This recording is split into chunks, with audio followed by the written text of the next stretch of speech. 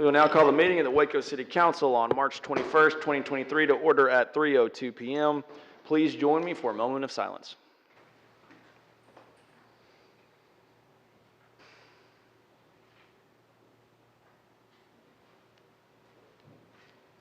Thank you.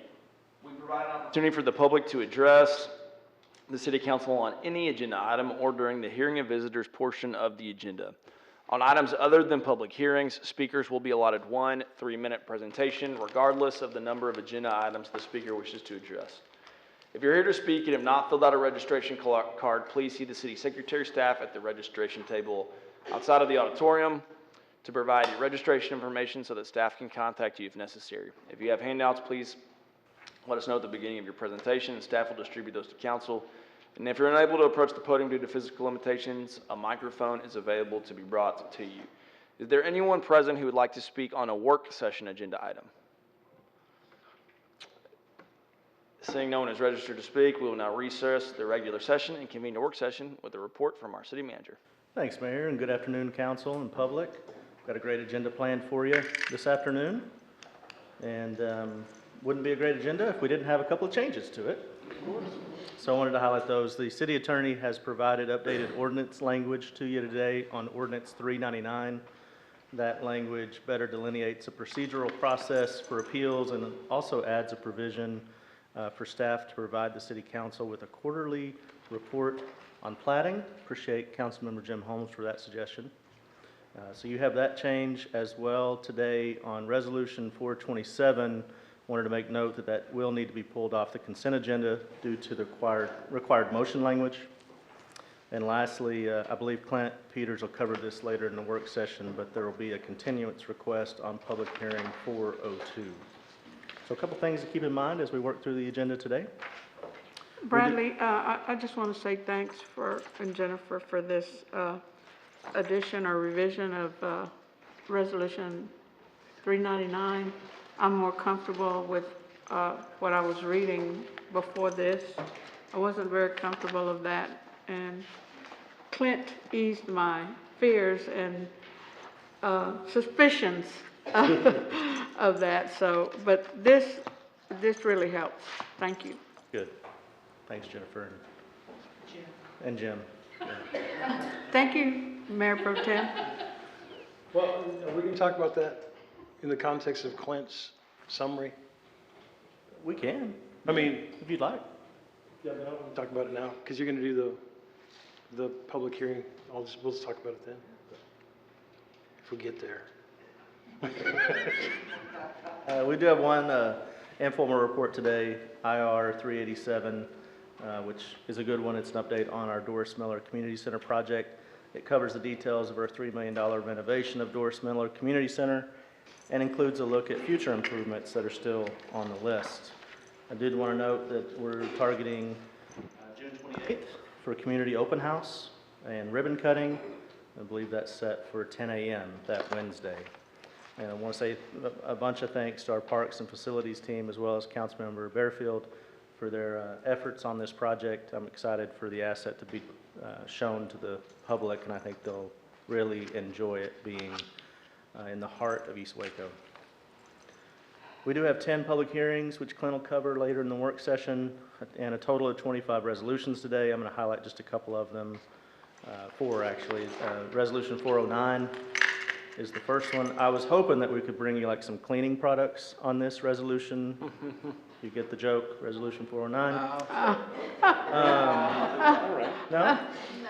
But we didn't buy enough last year cleaning products, so instead, we're approving no response from the audience, by the way.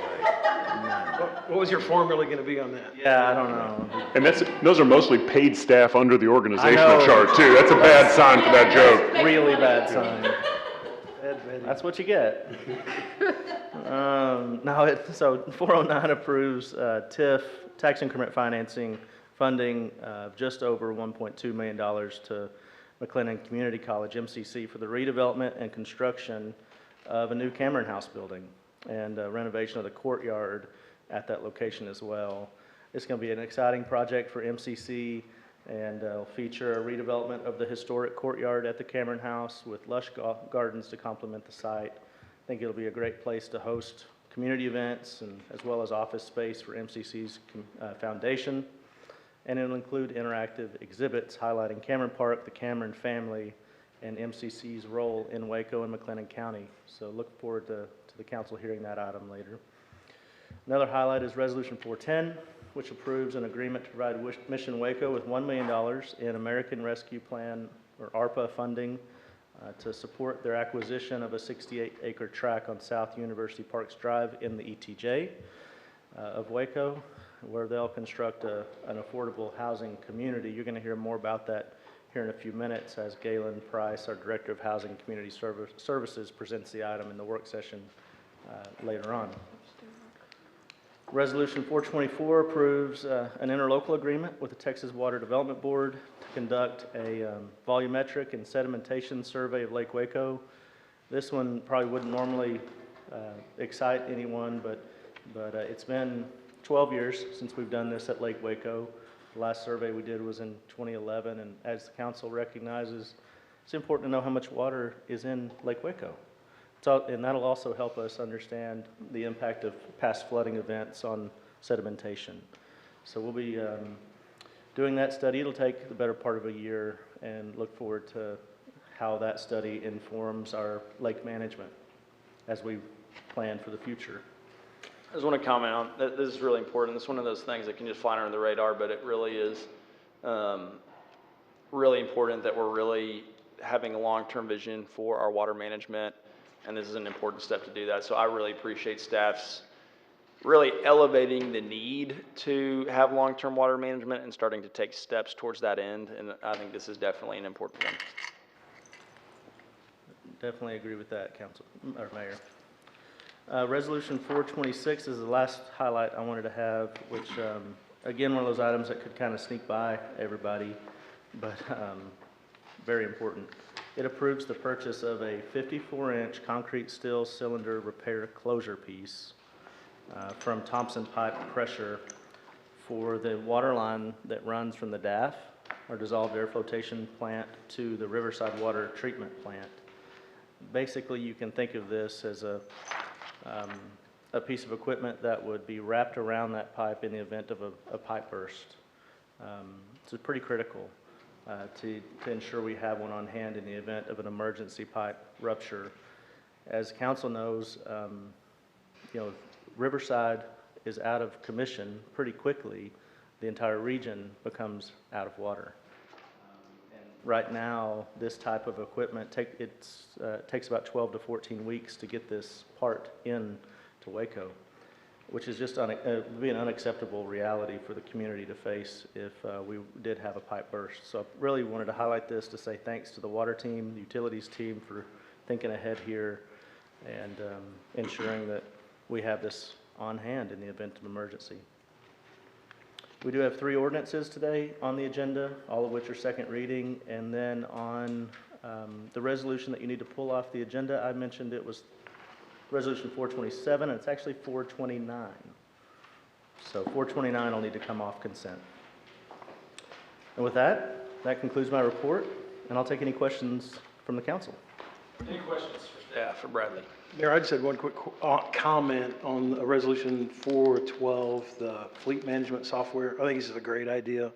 I think it'll help us track. This is for the rolling stock of the city, right? That's And correct. It's kind of hard to manage, and I get it. We've tried doing this before because our rolling stock and our automobiles and cars and trucks and everything are in so many different departments.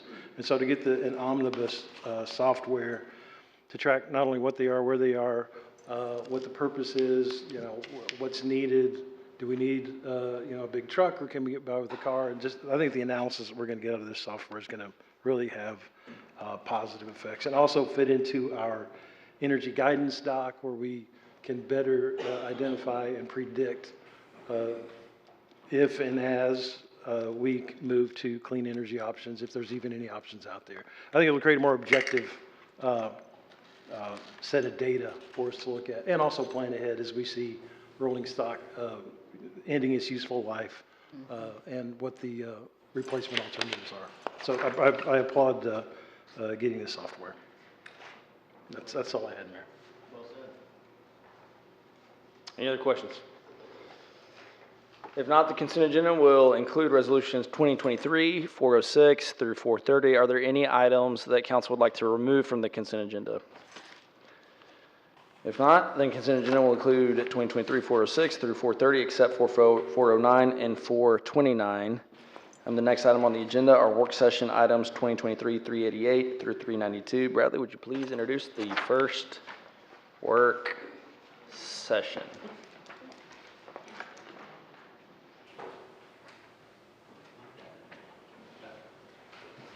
Sorry, Mayor, we're talking about plans later.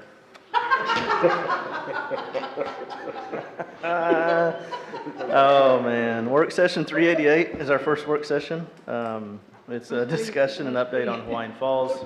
I believe we've got Jonathan Cook as well as team members from Hawaiian Falls here to discuss this first work session. And really, it's going to be a look back at 2022 and a look forward at the current season. And I look forward to hearing this update. Jonathan, if you don't mind introducing our guest, I'd appreciate it. Yeah. Sure. Mayor, council, thank you for the opportunity to speak to you all today. I've got joining me is Ryan Forson, managing director of all the Hawaiian Falls water parks. And glad he can join us today. And he's going to be giving a little season recap and overviewing some of our community and marketing partnerships that they've got in place here in Waco. Doesn't take long. It's nice and sunny and warm today, so it's a park perfect day to be talking about Hawaiian Falls. And wanted to give a little brief history of our relationship with the Waco Water Park that started back in 2001, 2003 years when the city and city council made the decision to create Riverbend Park.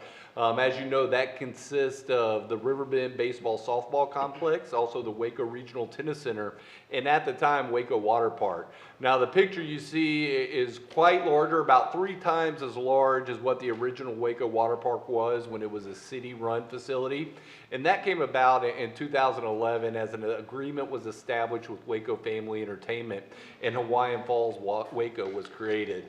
Added in new slides, lazy river, and also the wave pool back in the trees. We've continued to see an investment in the park. There was an addition of a kids splash area. And then in 2018, Ryan and his company, Pro Parks Management, came in and really have come in with good faith and wholehearted positivity to make this a good class attraction for Central Texas, not only for our local residents, but also visitors coming into town.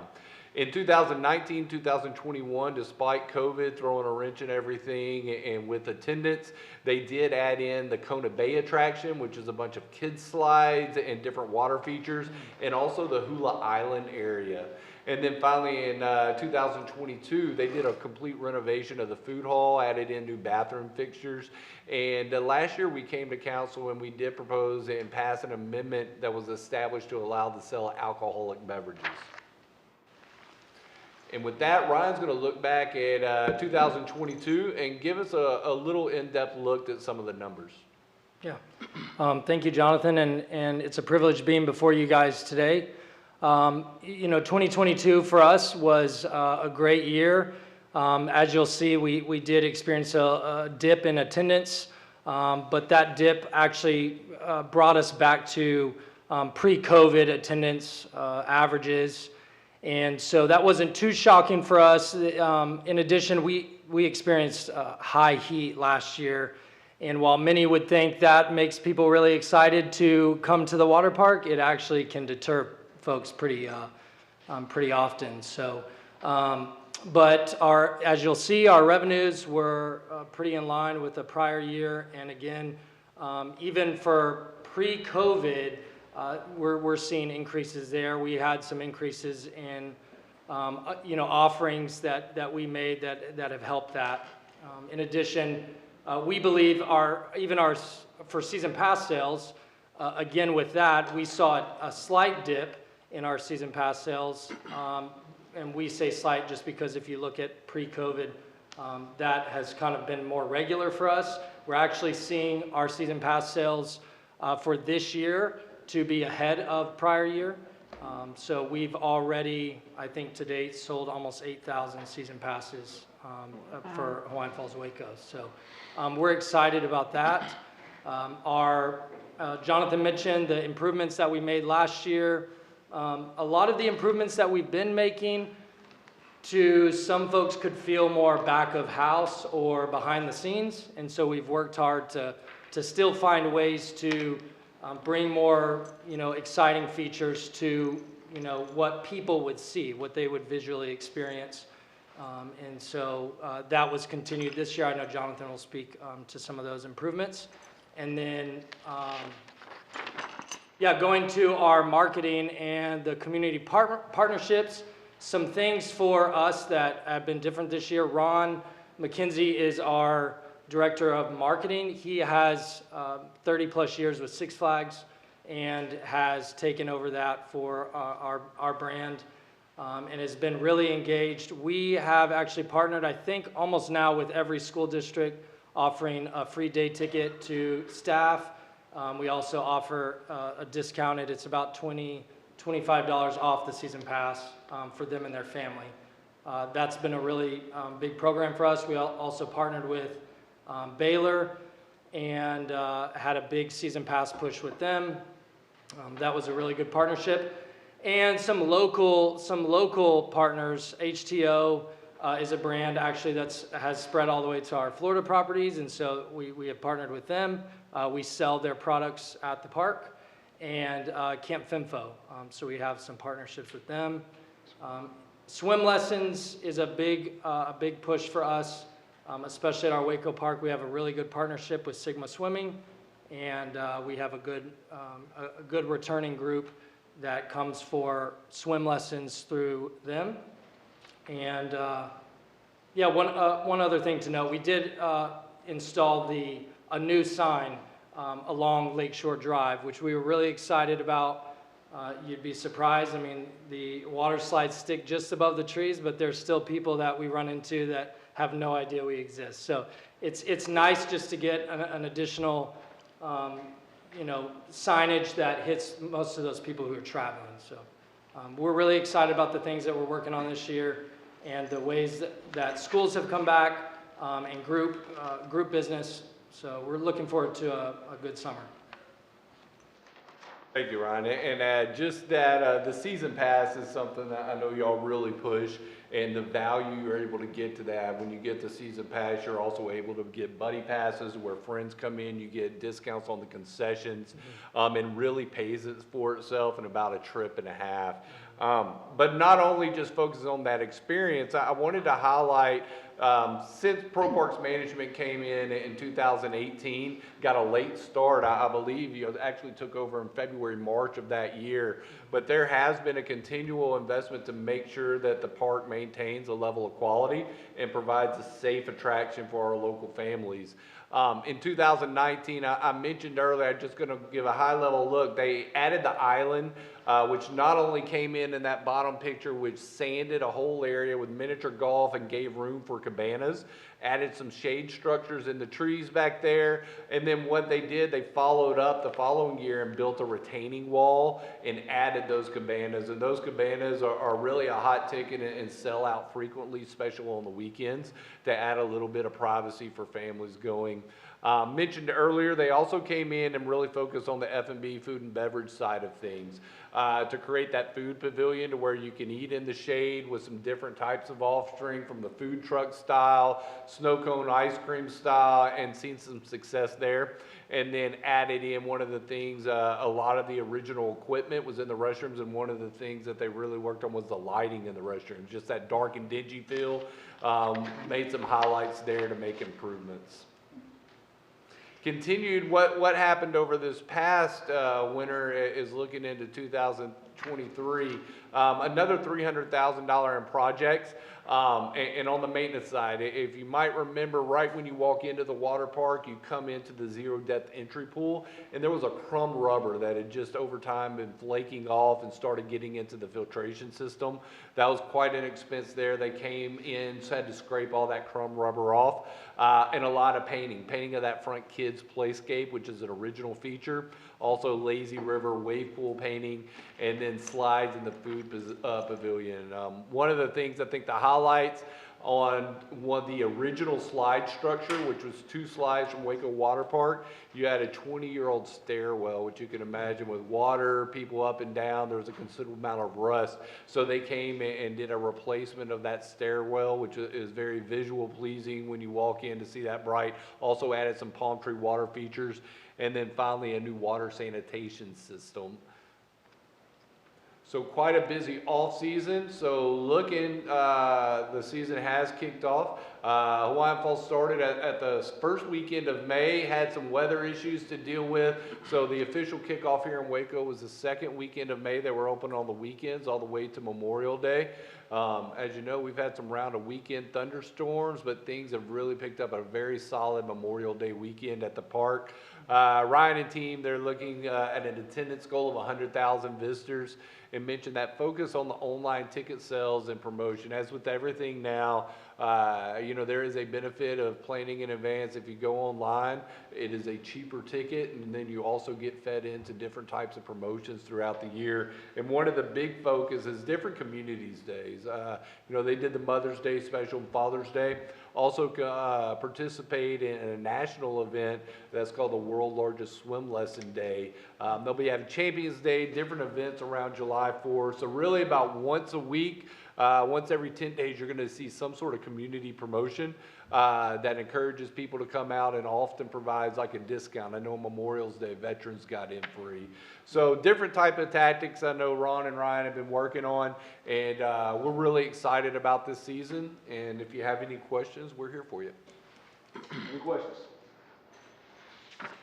I'm sorry, Mary, I don't have any specific questions, but I appreciate the work the Pro Parks is doing. I know that they came in, 25 years ago now? 5 years ago. And I'm glad to see that the season passes are almost kind of back up to where they were last year, and we're having a nice recovery from, or benchmarking pre-COVID numbers again, and that's due to your experience in management. I like how you're reaching out to schools and their staff, and even across the way, Camp Fimfo. It surprises me that you're doing that, but it seems like you've developed a good relationship there where there possibly could have not been a good relationship, but that's to your credit. And the Sigma swimming, I like how you're working with local partners just to make this available and getting this out to everybody in the city in Central Texas. So, and then your CapEx upgrades, which really been kind of a key part of our relationship with you too, on the cabanas and the shade features, the food and beverage stuff, and clean restrooms are very important. The safety and sanitization issues that you're addressing are very important. I invite everybody to go over to Hawaiian Falls. It's a great way to spend a day, and it's fun over there. And I'm glad you brought up, because I drive by there all the time, and you're right. There's that row of trees, and if you're not happen to be kind of looking up, you kind of drive by it. So that sign I noticed on the way over here today, that it hopefully everybody knows where it is, and everybody starts going over there on a regular basis. Thanks, sir. I was gonna say, my kids love Hawaiian Falls. They've been chirping at me to get out there already. We haven't been out yet, but we will for sure. It is remarkable how much better the experience to the visitor is than it was before Pro Parks took over. I'd encourage every member of our community to go visit it. I just have one question, and what is it that we can do to support you guys and get the word out for people to come visit this year? If you don't have an answer, then just we're willing to circle back in the future. Yeah, I mean, I think for us, we just want to make sure people know that we're here and, in a great space for families to, come and visit. So I can't think of anything in particular. I mean, you guys have been very supportive, and Jonathan and his team have been very supportive, so. We could hold our next council meeting from Hawaiian Falls. Boom, boom. That's exactly right. We have a nice pavilion waiting for you. Oh, man, that would. I think I count 6 slides. That's right. One for each one. Count me out. That's right. No slides. I'll go, but no slides.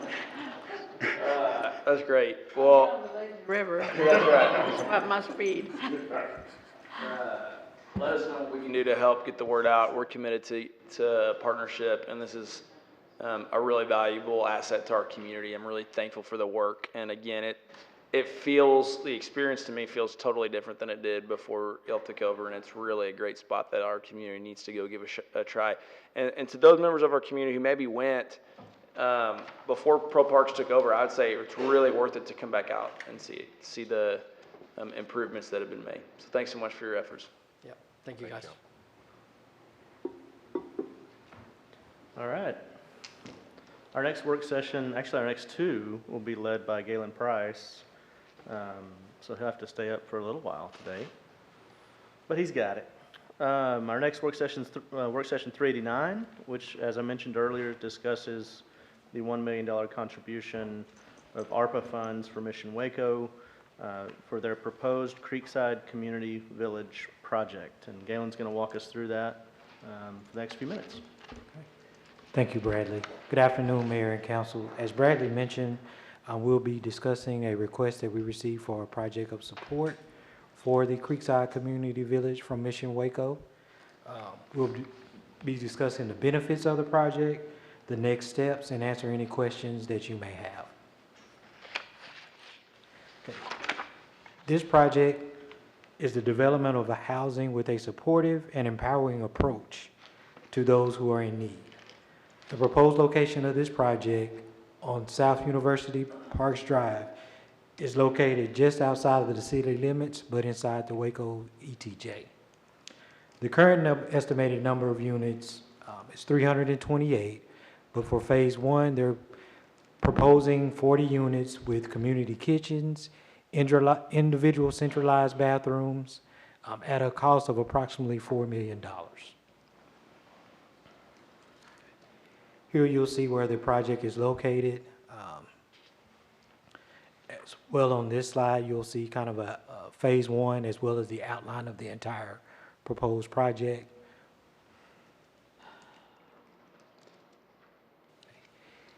Here we have a preliminary site plan. Now, this is the first draft of the site plan. Now, this is subject to change based on engineering, the architects, and discussions with Mission Waco as well. Galen, where is the fence going to go? I don't see it pictured here. Yes. Well, where you see it labeled proposed phase one Yes. area, that could potentially be where the fence would go. But they Is that are. the only place it's going to go? No. Well, it would stretch along those lines potentially. Okay. The area that's right under that, is that a tree line, right? I believe so. If you back up a picture, I think. Galen, but what you're saying, Galen, is on that, or maybe on this one, would you suspect there'd be a fence on that top and bottom red line? Is that where you'd see a fence being? Yes, potentially a fence along the top and bottom red line. There is a fence that, I'm looking at John in the back too, there would be fencing that is implemented into this development, correct? Great. I just wanted to keep it separate from the baseball fields that are next door to it. Okay. I just want to protect our kids and them from flying balls from everywhere. And that won't happen. But I think it'd be a safety issue for both the ball fields and the homes there if we have a fence that they can't crawl over and make it easy for anybody to crawl over and go in any direction. Yes, ma'am. Am I And making myself clear? Do you? as they're working through the engineering phases, they'll be discussing and kind of determining where that would work in correlation to the ball fields and the project site. Okay. I'm still not comfortable with the location of this project, but I'm going along with the rest of the council. I don't know. Well, why don't we keep going through the presentation and see if some of your fears or concerns, rather, are put at ease, and we can Okay. see.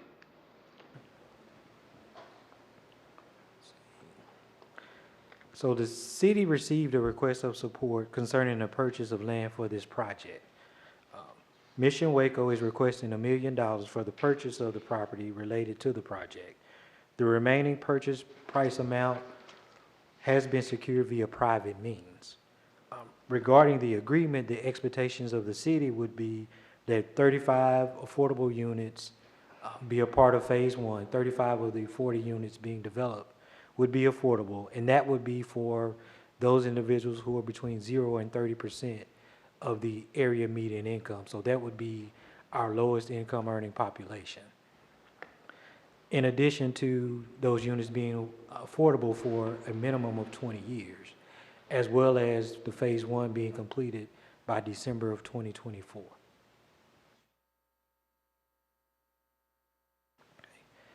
Staff is recommending support of the project for the following reasons.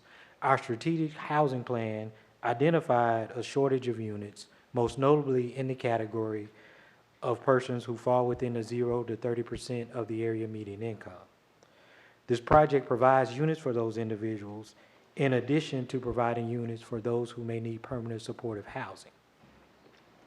Given the structure of previous models around the country, this development has the potential of being a mixed income development, as a percentage of residents will be persons who are not formerly homeless but just who choose to live in this community. Tonight, there is a resolution on the agenda for your consideration. If approved, the next steps would be the purchase of the property on June 29th and to begin civil engineering in July, with Phase 1 beginning in February of 2024 and completing by December of 2024. And with that, I'll answer any questions that you may have. I have a couple questions. On the RV aspect of that, will there have to be a permit for a renewable permit for an RV aspect to this? I saw on the site plan there's 51 RVs. And the reason I ask is because sometimes RVs can get dilapidated and not be maintained. I have no doubt that the current operator of this establishment, I trust John completely, but I suspect that this village will be going on for years and years to come. I just want to make sure that when Callaway and his team are not managing this, if there's RVs that are on site, that there's some sort of standard of care or mechanism with which to have a standard of care. Do you know the answer by chance, Galen? I don't know the answer right off the top of my head. Okay. Well, that's So, I mean, from a permitting standpoint, no, because it's in the ETJ. okay. Oh, got it. Got it. Standards of care considerations, you know, it'd be good to write those into our contribution agreement. Yeah, I think that if John's agreeable to that, I'm fine with having RVs on site, and I'm not saying these need to be the primo nicest RVs ever, but just prohibit dilapidation of significant disrepair. And there has been evidence that if they're not kept up to a particular standard, it can run real south real fast. Yes. And so, I mean, I think that's as City Manager Ford mentioned, just something that I'm sure we can come to some sort of consensus on, just in general upkeep. Again, I'm not looking for fancy, I'm just looking for not letting these get in disrepair. And then, Just to chime in and address that concern, I had the privilege of going and checking out the model, sort of a model for this down in Austin at Community First, and while they are titled as RVs, they're actually just park model homes, and so it's not the conventional RV that you would sort of back in and stumble out of and have the kind of like plastic walls, or just sort of like the worst case scenario that you're picturing when you're saying we have to maintain standards of quality. It'll be a park model home, and I know it is confusing with the RVs sites listed here, but based on communications that I've had and seen with the model down in Austin, it will be not the traditional RV of sort of drive it in, park it, and plug it into a generator. That's not the situation there. and full trust of the team that's putting this together, just trying to plan for the next guys. Councilmember, that's a really good point. Sorry, Mayor, to cut you there. If it's not a recreational vehicle, if it's really a park model home, I think that we can incorporate that into our contribution agreement pretty simply. I went to that, and I think Mayor Meek went as well to see that development in Austin. It was well planned out, but it was way outside the city limits of Austin. And it wasn't confined to a little narrow, it was really spread out all over. They had quite a few amenities for the folks there to enjoy, but I'm just not comfortable with this at all. Yeah. I mean, the location. The location is what I'm not comfortable with. Well, I hear you, Councilmember, and that's fair. I think from my vantage point is this is proximate to the community, but also pretty isolated. And I think that because of the tree coverage and some fencing, and again, I respect you and understand where you're coming from, and that's one of the great things about this council is we can vote however our conscience and heart leads us to. But I think that we have worked in partnership with this group to really try to find a spot that is proximate, but a bit to services, but also gonna not to really be a standalone community. And I think that this is a location where that can be achieved, and there can be security, and also meet a critical need, which is provide a space in our community for people to go get housing. And I think that right now some of the folks that will hopefully be able to take advantage of this don't have an option, and so they are in our streets. And this is a good, safe spot for people to get the healing and hope that they need. But respect where you're coming from and understand it. Well, I like the project, and I like the one we saw in Austin. It was a beautifully run site, but like I said, it was spread out. And so they were able to do get them a lot of amenities that they could enjoy there. I'm not sure what we can do here in the narrow, I'm not a engineer or anything like that, but I don't like where we're putting it.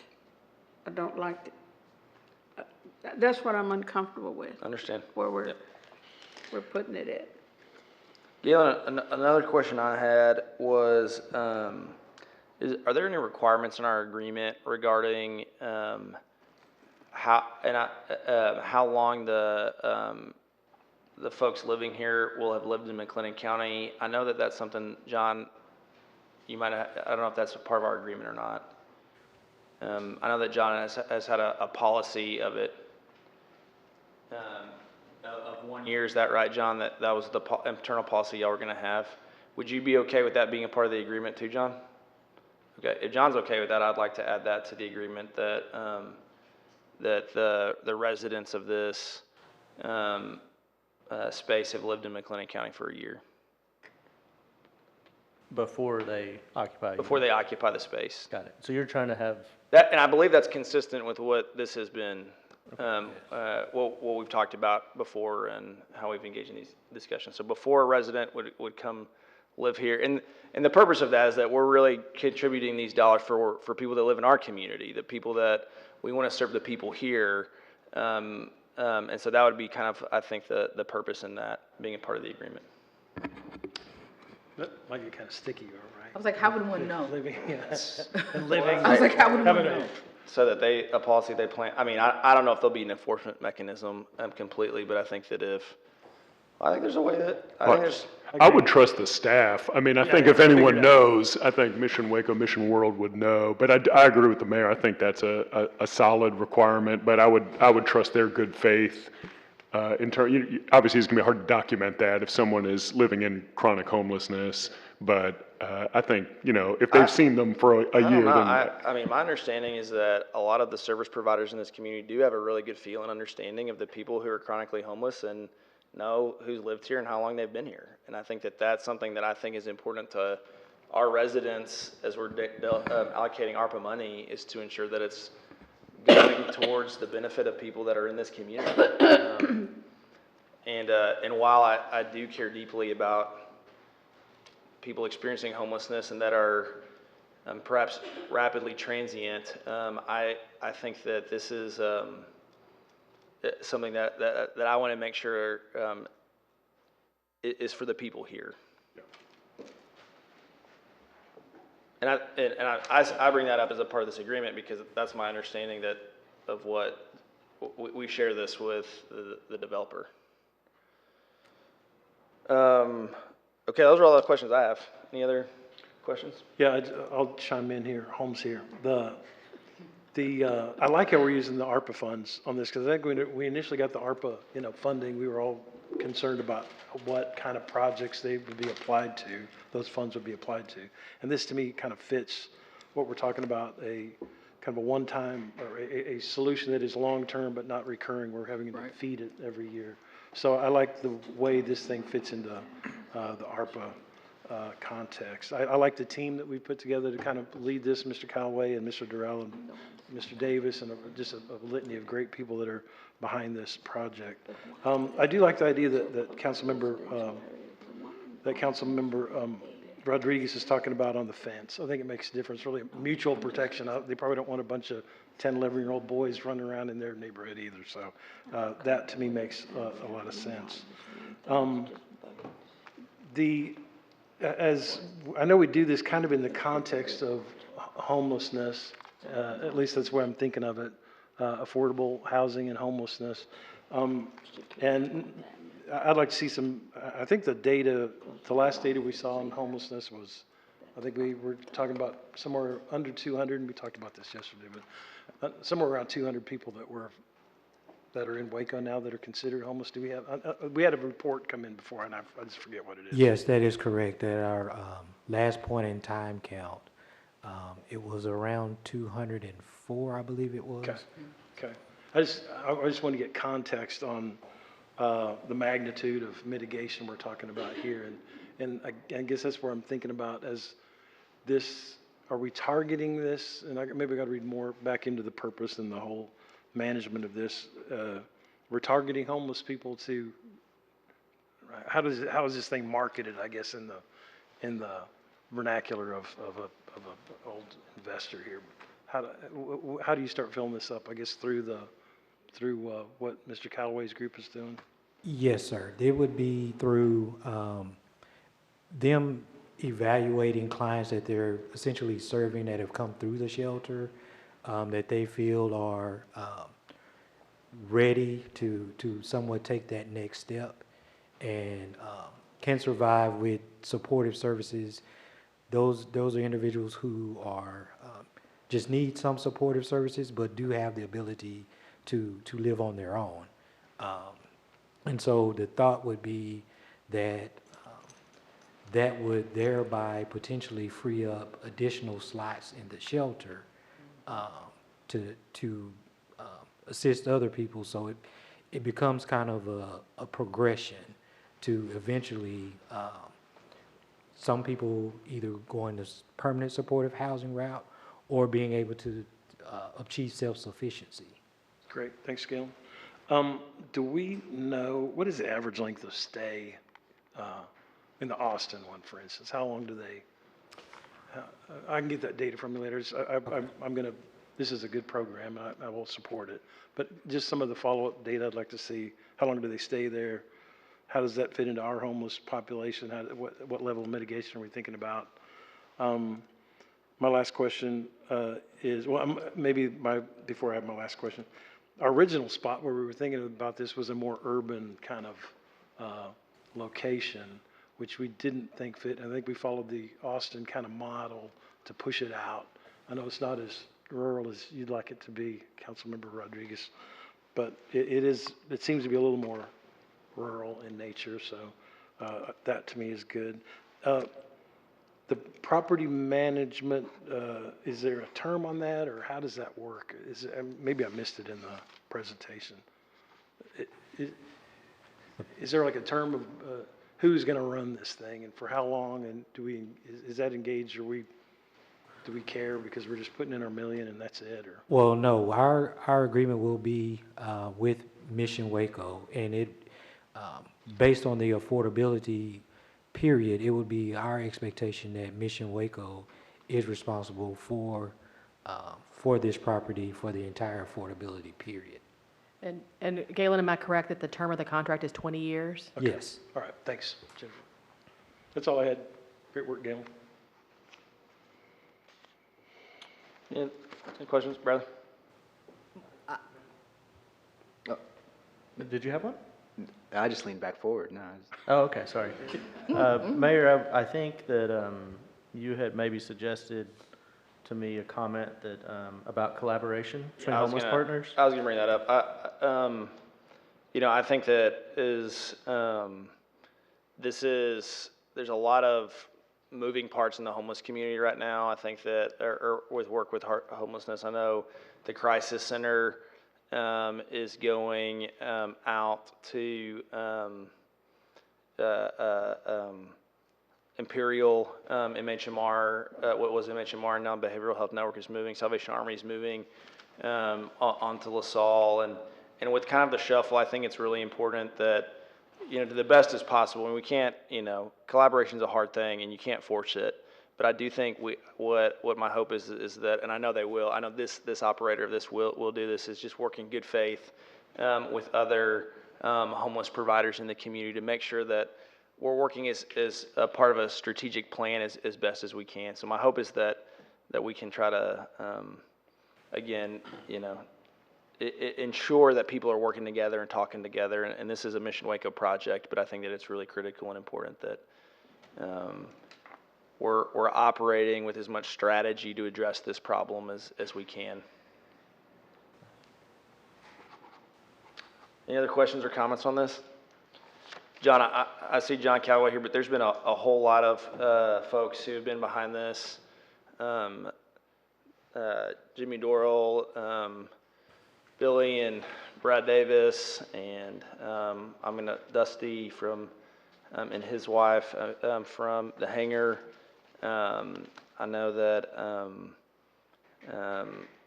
Jay Jeffrey, and there's been a lot of folks who've been really involved in seeing this through, and I just want to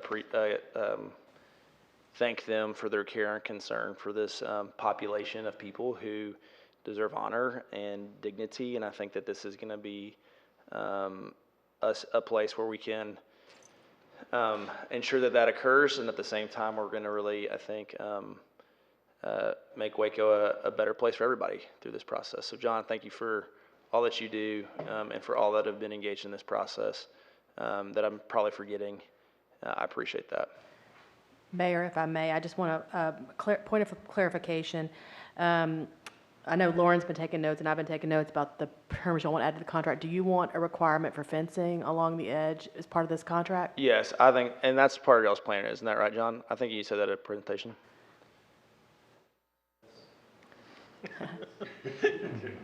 Good answer. I think that would be good. And the other thing I wanted to mention to the mayor is that we will need to take a look at we're using a specific source of funds, and so we will need to take a look at the residency requirement given the source of funds we're using on this. Okay, that's great. Thanks. All right.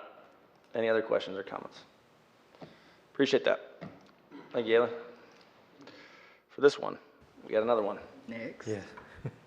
All right, next up is work session 390, and it's a discussion of the CDBG and Home Investment Partnership Program grant. We do this each year to allow Galen to spend some time on our federal funding that supports a variety of programs, particularly around housing. And so look forward to Galen's presentation on this as well. All right. Thank you.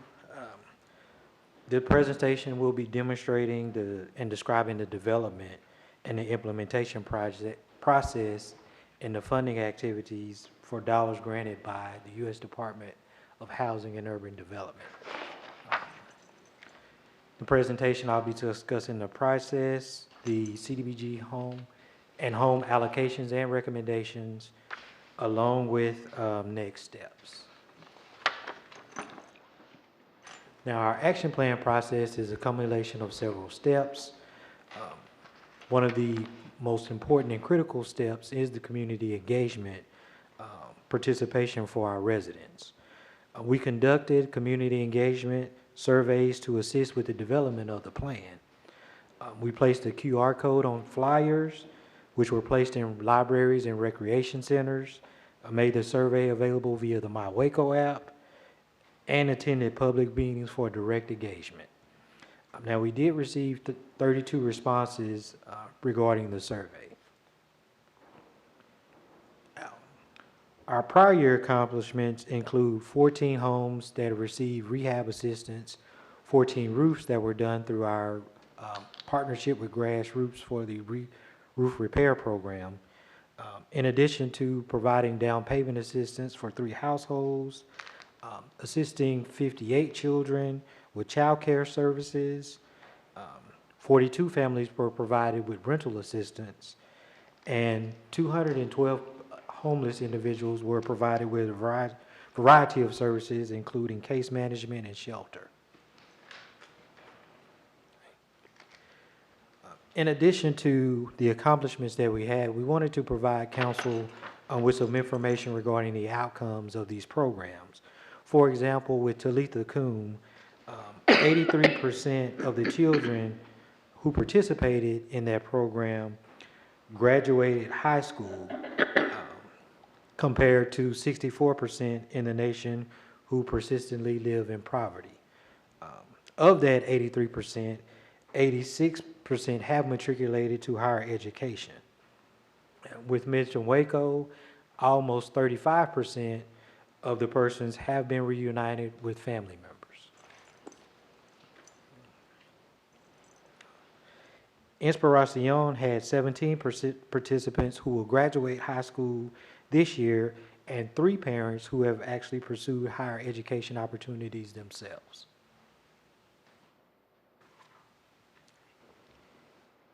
Here is a slide that shows the funding levels for the last 5 years. We did receive an overall increase of a little over $26,000 in our CDBG and home allocation in comparison to our current year funding. This shows a 10-year allocation history.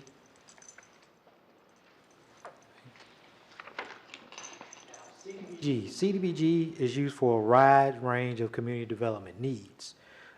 There are limitations on certain categories, which would be our administrative category, which is at 20%, and the public service category, which is limited at 15%. Now, public services is the category where we receive the bulk of the requests for funding.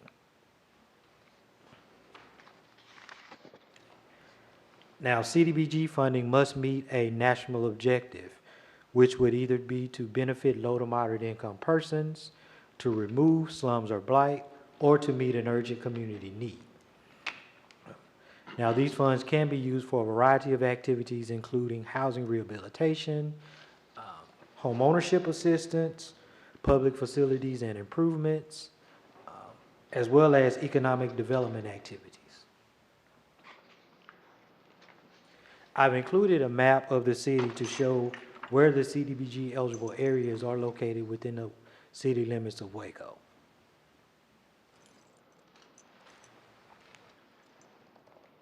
Over the next 3 slides, you'll see what we receive funding requests for and what is being recommended by staff. As you can see from this slide, we're recommending $162,150 for a grassroots roof repair program, as well as $350,000 under our rehab reconstruction program that is done here within our own department at the City of Waco. We are recommending funding a little over $300,000 for site development activities, as well as the 20% cap amount of a little over $277,000.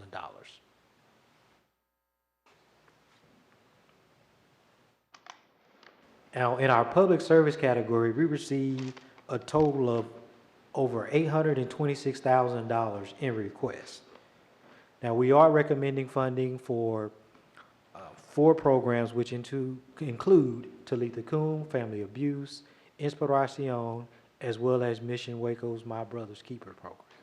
And Galen, just for our benefit, it's request, and then that's recommended and not received REC''D"? Yes. Is that recommended? Recommended, yes. Okay, thanks.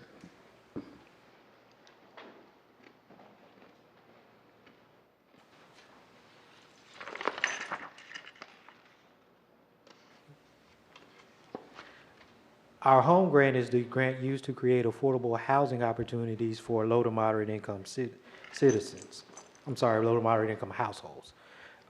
As with CDBG, there are restrictions associated with home, which include a 10% cap on administrative activities, as well as a set-aside requirement of 15% of our allocation for our community housing development organizations.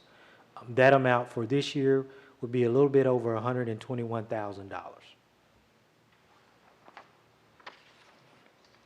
Now, activities eligible under the home grant include down payment and closing cost assistance, tenant-based rental assistance, as well as the acquisition of vacant land for the purpose of developing affordable housing units.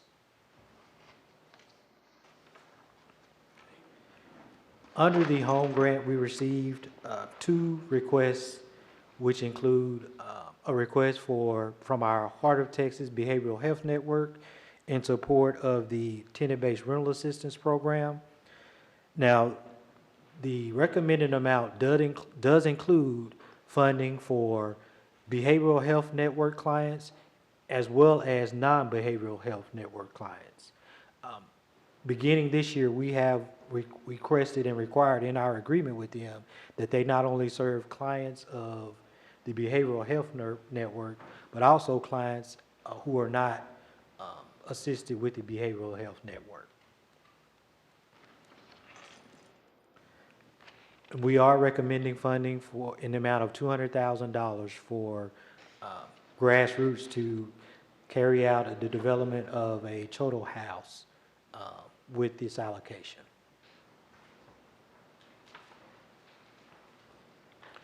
Now, if council is in agreement with these recommendations brought forth today, we will proceed with the public comment period beginning June 20th and ending July 20th.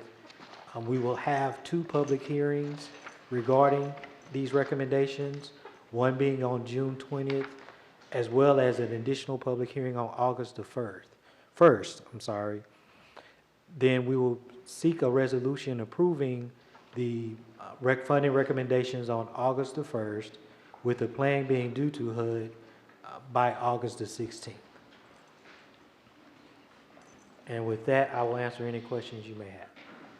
Any questions? I'll just mention, Holmes here, Director Price, I appreciate the presentation, and I know you do a lot of work on thoughtfully performing diligence on each one of these requests, and you have some tough decisions to make. I really like the slides that you have on outcomes, because I know that's kind of one facet of this that we've kind of turned it on the last 5 or 6 years since I've been on council, that we have a lot of requests, but at the end of the year, we want to see what did you do? I mean, did you, the purpose was this, for this award, how did you do? Was it successful? And it helps us gauge how to allocate funds. So I appreciate that highlight of, particularly TKI, Mission Waco, and Grassroots, the data that you had, or just the highlighted data, were you including that? I appreciate that. Again, some of these are tough decisions, and I appreciate your diligence and your thoughtfulness in trying to come to conclusions here. Great presentation. Thank you. Any other questions? Thank you, Galen. All right, council, next up, we have work session 391. And I'm going to invite Nick Sarpy, our Director of Finance, as well as Paul Kane, Assistant City Manager, to the table for a discussion of our FY 23-24 operating and CIP program, particularly focused in on utility rate setting and solid waste rate setting, as well as financial policies today. And with that, I'll turn it over to Nick. All right, good afternoon, Mayor and Council. All right, so as Bradley said, we're going to talk about the 23-24 budget development and focusing on a couple of different areas, starting off with the financial management policies. So as part of the budget development, we've made some updates or proposing some updates to the financial management policies including establishing a minimum fund balance for the Waco McLennan County Public Health District. It'll be set at 25% or 3 months of the current year budgeted expenditures. We've changed to the policy to allow for excess fund balance in the engineering and fleet funds to be used for capital or one-time expenses. And then we updated the working capital requirement for our risk management fund to be more consistent with industry standard, which is a basis based off of our outstanding claims, as well as our per accident retention that we have. On the debt side, we've added the ability to pledge TERS revenue for bond obligations. This just allows us the opportunity, if we were to go that route with a revenue obligation, to be able to do it within our policy. Legally, from statute, we're allowed to do it. This just updates the policy to match what we're allowed to do. We would also include a coverage ratio, and we start out with 1.1 times revenues over expenses, which is consistent with what we have in our policy right now for our utilities. If we did issue obligations, we'd bump up that coverage ratio to 1.25, which is consistent with what usually bondholders request for revenue obligations. We also added the ability to utilize private placement debt obligations if we need to do that. And then we added language that matches what's already in charter to the policy, that we can issue bonds for less than their stated value. And then we also just added language related to the e-bidding. All right, so then we're going to jump into the water and wastewater utility rates.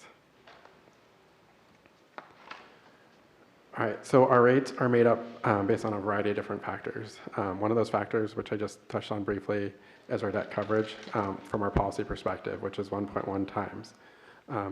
For this, it's based on the fact that we're using the certificates of obligation as opposed to a revenue obligation, which would have a higher coverage, which would also impact rates more significantly. And so when we issue bonds, typically when we issue the year we issue them, we don't pay interest until the following year. And then the next year we will have interest and principal payments that we would have obligations for. Then our operations, so inflation is a big factor driving costs and have a huge impact on the way our rates go.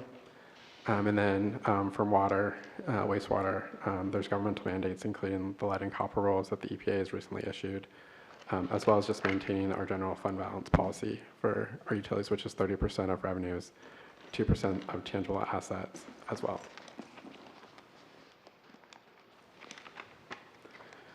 All right, so this slide kind of shows water and wastewater, their debt service coverage ratios. And so the red line is our target. So that's the 1.1% coverage that we need to have. And then at our current rates, it's the lighter gray, where it would look like in the future years based on our current rate structure. With what we're proposing, you'll see the darker gray is where we end up. And so over the 5-year period, we stay above the target or at the target throughout the 5-year period. All right, so this slide shows our reserve requirements and our ratios and where they're at. Light gray is current, and dark gray on this slide is our proposed. So without any adjustments to our rates, over time we would dip below where we need to be, whereas with our rates, we're maintaining at 100% or better over the course of the 5-year period. And lastly, the chart below, we talked about this at our budget retreat, shows the cost of service, or sorry, this is the deficit, sorry, jumping ahead of myself, under current rates compared to what we're proposing. I just had a quick question back on the chart, page 60, where we're showing the DSCRs coming down to 69%. That one, I think we need to clarify that this is a projection in 24, 25, 26, 27, 28. You're saying with the current rates that we have, and also the initiation of additional debt over those years too, that our debt service coverage ratio will come down. And I think it's meaningful to say how much debt are we talking about, because that's what drives the ratio. If you put no new debt on there, it probably wouldn't be that. We'd have some material, I don't know what it would be, but we're talking about approximately 30 million of debt added on each year, approximate, or how does that work? Yeah, we can provide that to council in detail. Roughly 30, I think is a good estimate, but we'll provide that to you. Okay, because I know we're painting a dire picture here, and I think appropriately in the context of having to modify the rates a little bit. Sure. But I think it's also meaningful that this is in anticipation of encumbering some bonding around some big projects that we need to put on. I know we can't plan, we're planning 1 year at a time here. Sure. But I think this is a nice picture showing if we are doing what we are trying to do with infrastructure in water sewer here, it's going to take some bonding projects, and our DSCR is just going to keep going down. So anyway, keep going. I got it. I'll follow Information up to with you. council. All right, so jumping into the water rate specifically. So this is the slide with the cost of service. So as we had discussed at the budget retreat, you'll see on this slide, the bottom graph shows the cost of service for the city. And you'll see that on the slide, that the residential rates exceed the cost of service, whereas large commercial and industrial, they're actually have a deficit, so the other services, irrigation, small commercial, and residential are actually supporting their operations. And the chart above is showing the kind of the same information in a coverage ratio. All right, so this slide shows the debt that we've issued over the last several years, plus what we have proposed for '24. That's included in the budget that we're developing currently. So you'll see that we've issued over $242 million for water, and we're planning to issue $32 million in '24. Over the 5-year period, the number is about almost $120 million for water.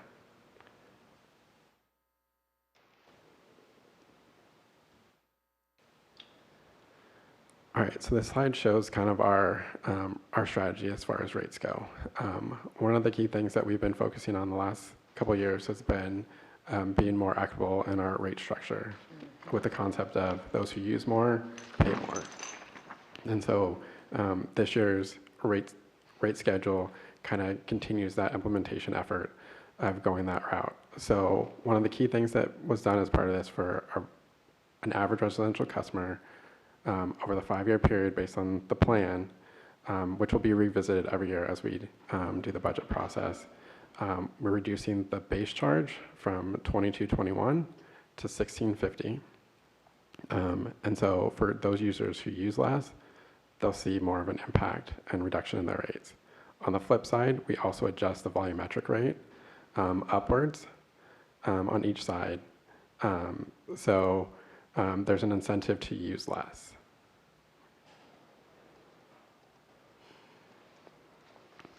And so this chart more illustrates exactly the impact of what it has. So the first columns show the current, and the shaded green is your average residential customer. So an average residential customer uses about 8,000 gallons of water a month. So every customer that uses 8,000 or less would see their bill decline from whether it's 7 cents all the way up to $5.23.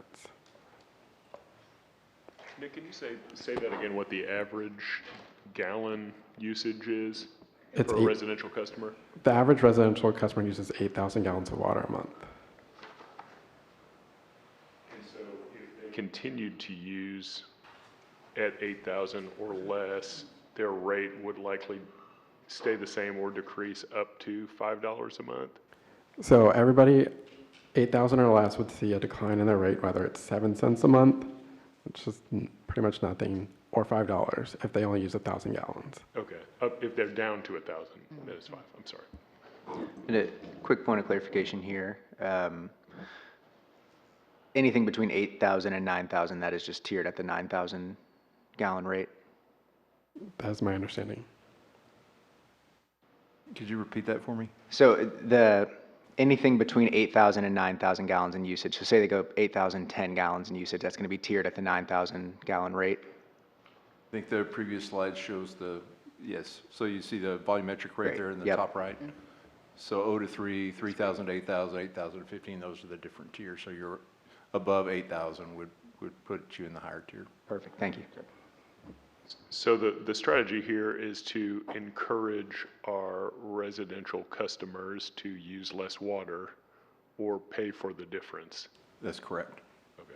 So you see in the bottom left there, that's the kind of the strategy we're looking at. The lifeline rate for users under 3,000 is essentially half of the cost of service rate. The second tier is right at the what we call the effective rate, the average day base service level rate. Then 8,000, 15,000 is at the cost of service effective rate, and then it goes up from there. So the idea is to recover the cost of service as a standard for those 8,000 gallon users, and then those below get a break. Those above pay an extra amount. And you said the average is around 8,000. Where is the median? Do you all have a sense of that? I don't have that with us today, but we can put that together for you. Okay. And do you have a sense of these current tiers, like how it breaks down per our, I don't Number know of how many. users per. Yeah, exactly. Of course, it varies based at different times of the year, but we can, I'll work with our rate consultant and see if we can break that down for you. Okay, that'd be helpful. Thank you. Sure.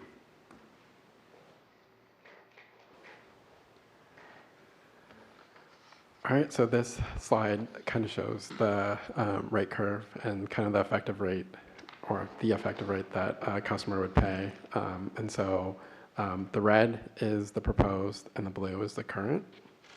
And you'll see how it, over time, we're pushing it up for those big users. They pay more of a higher effective rate.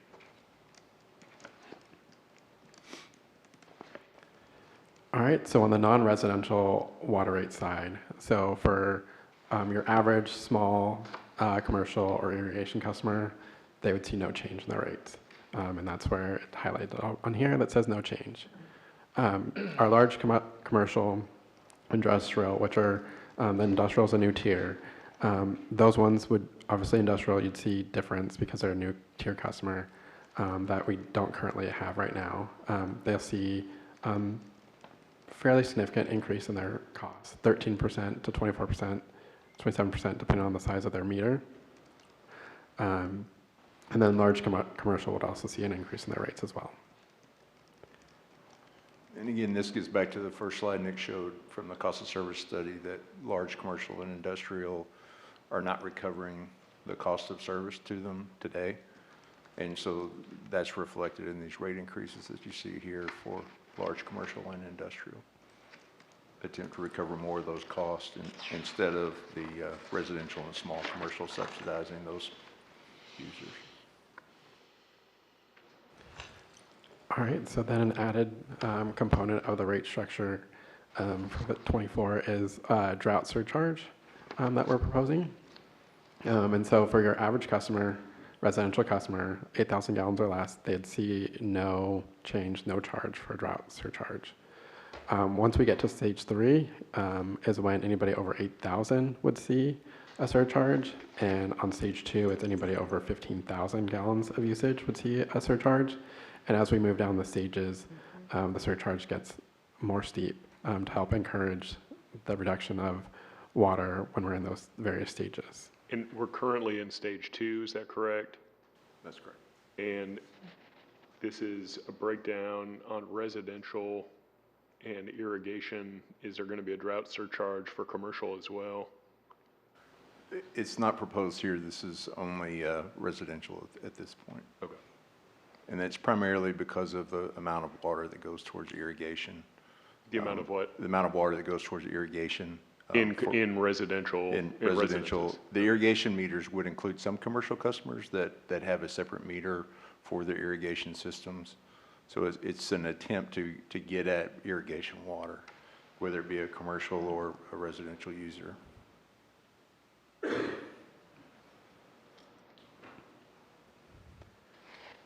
All right, so the rates for '24, so the changes are driven by the cost of service study, our planned capital needs, and debt that we've already issued, ensuring that we maintain our reserves, and then operational costs, so inflation, cost of service just goes up over time. As discussed before, our rates are structured where they focus on equity. So residential, you have the lifeline volume rate for low volume users, and then fixed fee, we reduce that. And so the concept of you use more, you pay more. And so for the large commercial and industrial, part of the rate increases, as Paul mentioned, is to improve the cost recovery for those. We're not taking the full bite out of the full cost recovery for them. It's incremental in nature. The new rate tier for industrial customers, and then the surcharge. And so, like, kind of summarizing too, that obviously in the last year, we've had both kind of water supply and water quality issues that this council and our city staff have faced. And this is driven by water supply concerns, but also cost of service, making sure that we can balance the budget and plan for the future with this. Is that fair to say? That is fair to say. Yes, sir. All right, wastewater. All right, so this shows, just like for the water, the debt we've issued previously, which totals about $219 million, and the debt that we plan for next year. And this includes WMARS as well as our wastewater fund. And so for next year, we're planning nearly $63 million in debt, one of which is the large project, which is the Bullhide expansion.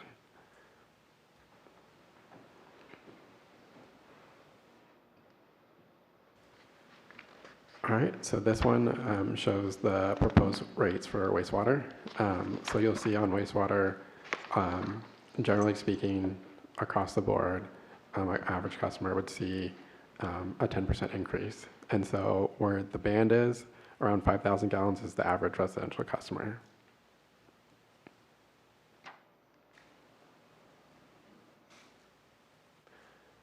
So for non-residential customers, they'll see increases from anywhere from 58% down to 10%, depending on the size of their meters.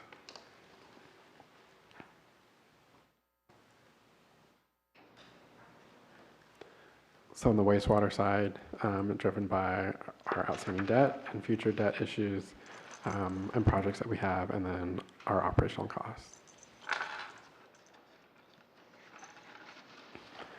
So this slide is really interesting. If you look at the residential water and wastewater rates and compare it to inflation from 2020, the March CPI, so based on the index, you'll see in 2024, our rates, if they're adjusted for inflation from 2020, should be around $120. What we're proposing, the rates would only be at about $104. So we're significantly below where inflation, if we were just indexing the rates to inflation, would dictate the rate should be. I think this is really critical. I think that it's not lost on any resident or business in our community that costs have gone up, and that's not, the city's not an exception to that. Inflation is a real thing that's happening in our economy right now, and as we're trying to put a budget together, we're having to account for those, the same concerns that other businesses are.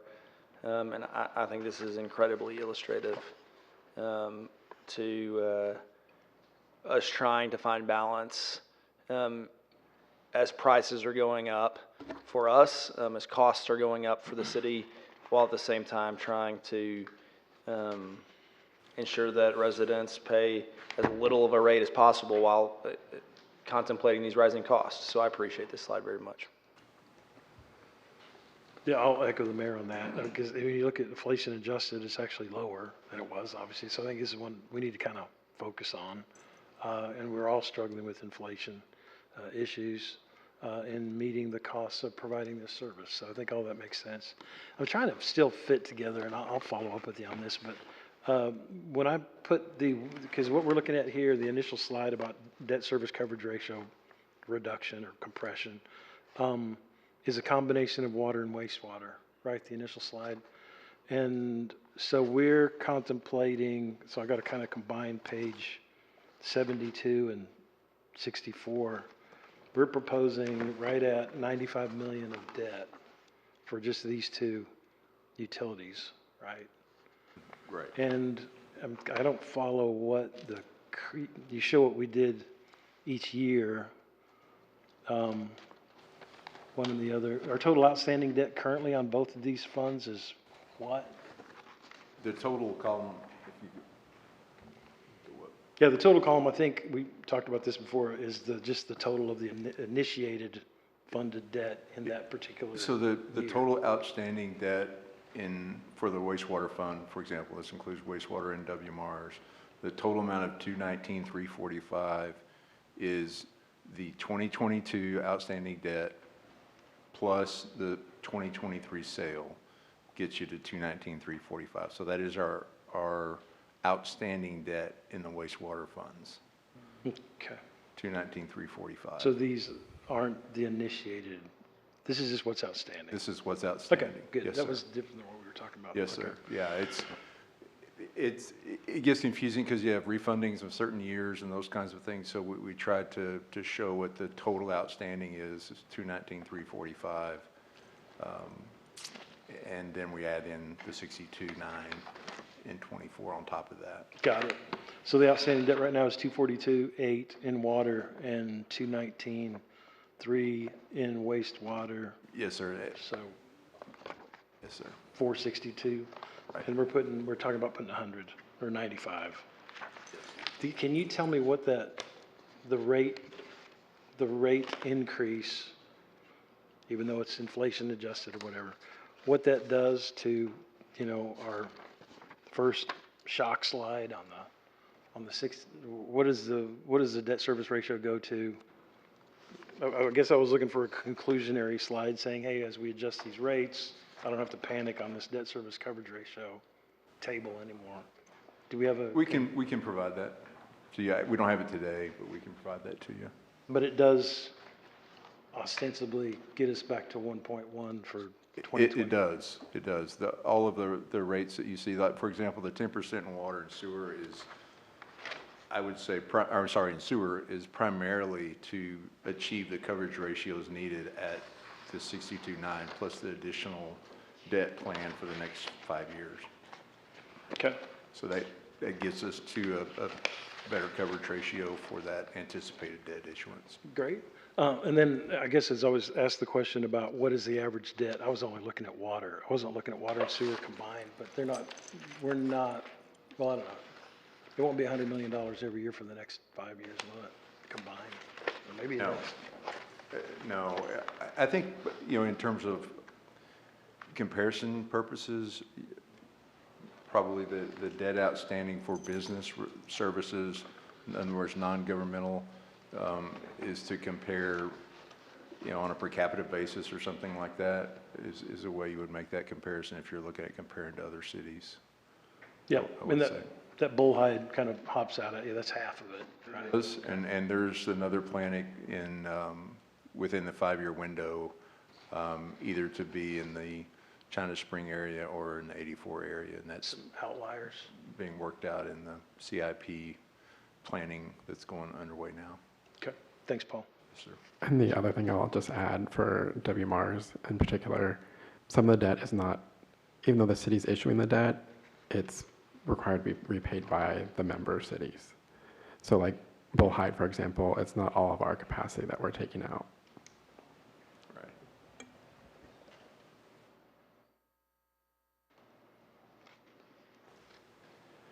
All right, solid waste. So just like water and wastewater, solid waste has some of the same similar requirements, the debt coverage requirement coverage of 1.1%. And then for unlike the other ones, well, similar to them, but more so visible, they have their equipment needs, so their rolling stock, their fleet, and then their facilities, their new landfill, and then the transfer station. Operationally, it's the same inflation and their agreements and various agreements that we have. And then on their side, their governmental mandates include the landfill gas collections, as well as the closure and post-closure costs related to MSW 948A.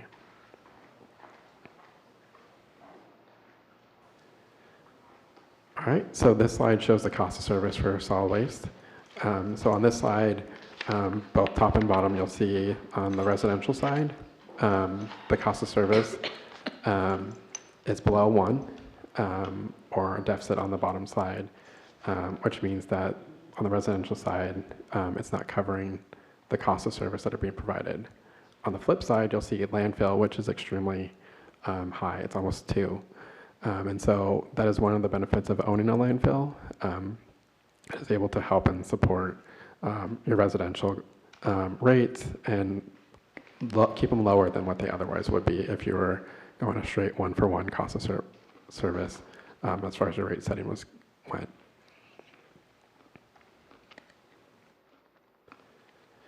All right, so this slide shows the solid waste previous debt that we've issued and then the proposed for 24. And you'll see on this one, the big project for 24 is the landfill. All right, so on this slide shows the 5-year outlook for rates, looking at the cost of service, which is the darker green, and then the budgeted amount, so the rates that we would be proposing, and then the change year over year. And so if you just look at 23 and 24, you'll see the cost of service for residential customer is significantly more than what the rates are and what we're proposing. So we're proposing to increase rates for solid waste by $1.41 in fiscal year 24, and that's kind of our concept that we're thinking for the next 4 years as well. Is a $1.41 increase, which would be lower than the cost of service for wastewater or for solid waste operations.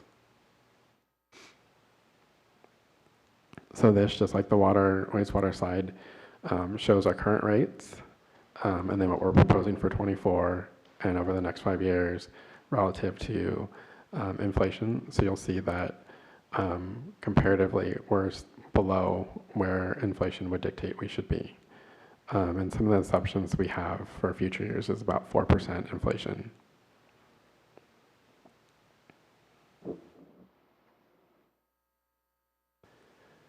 So just in summary, the base rates for residential customers can go up by $1.41, which is about 8%. Actually, container will go up by the same percentage, 8%. Commercial container collections will increase by 20%, and then roll-off services will increase by 20%. And then the tipping fee, including residential and self-hauling, will increase from $50 to $52 per ton, which is a 4% increase at the landfill. All right, drainage. So key issues for drainage is our state mandate, so our permit, our MS4 permit, and ensuring that we're in compliance with that permit, the need for capital investments and improvements across the city, and ensuring that we're billing all parcels. So on the drainage side, what we're proposing is to increase rate to $6.30 in fiscal year 24. And you'll see a request to publish this on the next council meeting. And so this increase would get us to inflation that we've seen since the drainage utility was started. So the original proposal for drainage proposed a 2% inflation increase, which we've seen that that's not the rate at which inflation's occurred. And so our future years, we propose increasing them by inflation as well, but we will revisit that every year based on need and what the inflation environment is. All right, so the combined bills. So this is the current combined bill for the city comparative to the peer cities that we've been utilizing. as well as the average and median. So you'll see on this list, our combined bill is the highest except for Austin. And then this is our proposed. And for all the other cities, it is what their current rates are, because we don't know what they're proposing presently or what their councils will approve as far as rate adjustments. But there has been discussion, especially in the Metroplex, where they're talking about raising the rates by upwards of 10% for water, wastewater. So, I mean, what's interesting about this is I've got to believe that rates are going to go up for all these other municipalities because they're experiencing the same thing we are, which is increased cost. But I think what's interesting about the previous chart is we're really in the ballpark here. I mean, I know that I don't love that we're the second highest, but I also, when you look at how close we are to all the other peer cities, we're within, $10 of most every city. And so I think that there is, that we're in this range of really operating close with these other peer cities. And the infrastructure needs in Waco are unique to Waco. It is what it is here in Waco. And if some of these other communities have been handling infrastructure differently than Waco or had different needs than we currently have, then they might have the luxury to have a lower utility bill. But the reality is, with our infrastructure needs, we've got to cover that somehow in the economic climate that we're in. Same vein, I think once the problems are solved, then the rate will adjust, right? Well, not solved, because it's not ever solved permanently, because there's, I think maybe Councilman Rowe might put it as, we've had to do some pretty large catch-up in the last few years, and maybe that will flatten over time. A generation of catch-up. I believe that's correct. I think that's a great point. Last meeting, you had that wonderful Gantt chart about the development by the river and how we're kind of in the thick of the worst of it right now, and we could see that end point. I'm not asking that you guys create one for all of the debt reissuing and capital improvements we're doing for infrastructure right now, but I think that we can see on the charts you presented for wastewater and for solid waste that we do have substantial sort of specific line item payments we're having to make in the next few years. And like my council member said, I think that once we get over that hump, the rate, hopefully, right, our hope is that it adjusts to reflect that, hey, we don't have $30 million hanging over our head here, or $60 million hanging over our head here. Yes, sir. You're right. And I think you'll also see in the coming months, we'll be revising our capital improvement program that drives our impact fees as well. Mm-hmm. And that's another fairly significant difference between some of these other cities that you see here. They've had impact fees since impact fees were first allowed 20 years ago. And so a lot of their new growth is paid for by the new growth. And so you'll see some changes to our CIP. We'll recommend some changes on the impact fee side to address some of those big expenditures like you're seeing, to help cover those costs as new development comes in. It helps cover that cost. So. Go ahead. I was going to say, and even with all of that and understanding the giant cost we have in front of us, it's important to note, what we pointed out on the initial residential water side, that we're still under what we by scale what we should or could be charging with inflation since 2020. So I applaud you guys for finding a way to get these things funded and taken care of while keeping in mind the residential consumers that we have here. So. Thank you. We know what it takes to do what we do, and appreciate the work that you all have done to figure out how to do that with at least the least amount of ouch for our residents, but in order to get the jobs done that are needing to be done for our infrastructure. Once we settle upon a budget, I'm gonna say what's gonna go in the water bill to explain that. What infographic are we gonna have? Because my residents might not care about this, but they know that their bill is going up. So I just want to make sure that yes, Monica, I'm looking at you. As we finish this, that we're working also on what the messaging of it looks like. Because, I mean, these things are clear, and, the why is very explainable, but I want us to make sure that we do that. We will, and I'll be working with Monica and Lisa and Nick to put it together in a way that's simple but understandable. Absolutely. And explains it in a Thank way you. that folks can grasp. I'm in here a little bit that, because I think we're coming to the end of this discussion, right? I mean, we got 2 billion of, I think that's our number kind of that we talk about, 2 billion of backed up projects. That's now, we probably have another 100 million rolling on every year. So council puts it on you guys to figure out what 100 or whatever we can chip away at. It's hard, and particularly, as Councilmember Bearfield said, there's a lot of projects we've got here. We've got to pick out which ones we work on in 2024. And it's not easy. And also the other challenge, and as I think about all the data you have here, and it's complex and it all fits together. But as we project, I know I have these same things in my investment business. As we project debt service coverage ratios, rates are going up. Rates are going to be higher when we place this bond next year. I mean, it could be twice what they were last year, and so that means you have a little bit that's chipping away at our capacity for debt. And it also is increasing the debt service, it's working against our debt service coverage ratio. The rate's going up. We can do less with the same amount of money. That's right. So anyway, we got to figure out how it all fits together. It's not easy, but I do agree we need to figure out how to message this, and because it's part of the necessary part of getting the infrastructure where we need to be.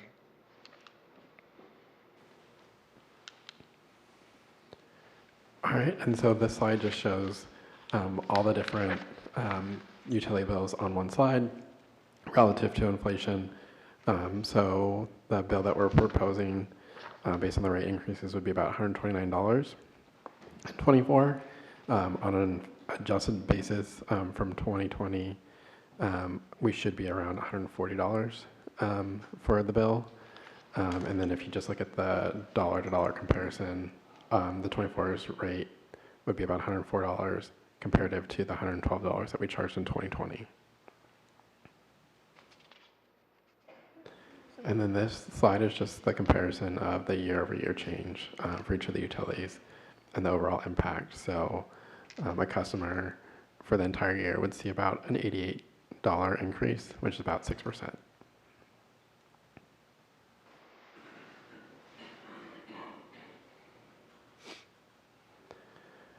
All right, moving on to our fee schedule changes that are being proposed. All right, so as part of the budget process, we received about 180 fee updates, changes, and new fees with an estimated revenue impact of over $5.1 million. So specific fee changes, so Cottonwood Creek is proposing increasing green fees by $2 on weekdays per round and $4 on weekends, as well as increasing the range buckets by $1. On the water utilities laboratory fees, they updated their fees to match market costs for testing. For the zoo, it's proposing a $2 admission fee increase, which aligns with our peer zoos and the charges that they have for admissions.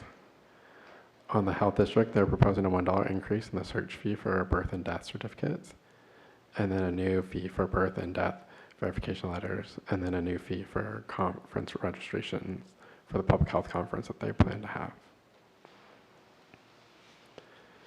Development services, a $150 fee increase per occurrence related to securing and demolition of structures, as well as a $150 fee increase for graffiti abatement.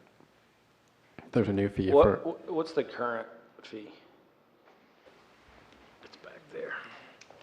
We'll get it to you. Don't worry about it. We'll get it later. I can look at that later.